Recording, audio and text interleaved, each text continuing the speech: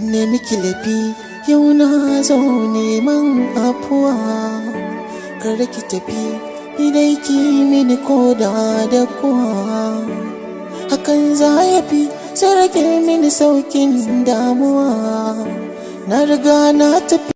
Shahararre fasihi wato kan wanda aka fi sani da Umar Shar, duba da yadda mawaƙin yake taka rawar gani yake kawo mana waƙoƙi iri daban-daban. Na tabbatar da cewa masoya Umar Shar suna jin daɗin fitattun ayyukanmu da muke kawo musu a koda yaushe, kuma suna yaba suna jin daɗin sa. Duba da yadda mawaƙin yake taka rawar gani yake kawo mana waƙoƙi iri daban-daban.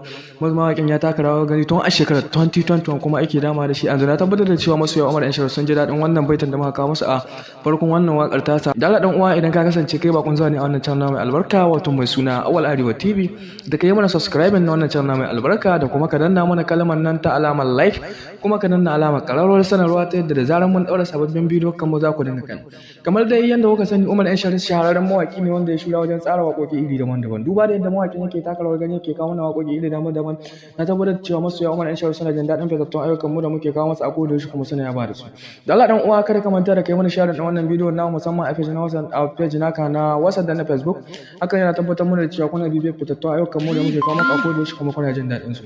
Umar Shar shahararren mawaƙi ne wanda ya shura wajen tsara waƙoƙi iri daban-daban. Umar Shar haziƙin mawaƙi ne wanda ya daɗe yana kawo mana waƙoƙi iri daban-daban, kama da waƙoƙi na soyayya, waƙoƙi na aure. Da Allah dan uwa, kada ka manta da kai subscribe na wannan channel mai albarka wato mai suna Awal Arewa TV domin ganin ƙayatattun shirye-shiryen mu da zaran mun ɗaura. Mun gode, sai mun haɗu da ku a cikin wani sabon bidiyon namu na gaba. Shahararre fasihi wato kan wanda aka fi sani da Umar Shar, duba da yadda mawaƙin yake taka rawar gani yake kawo mana waƙoƙi iri daban-daban.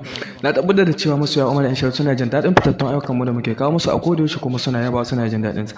Duba da yadda mawaƙin yake taka rawar gani yake kawo mana waƙoƙi iri daban-daban.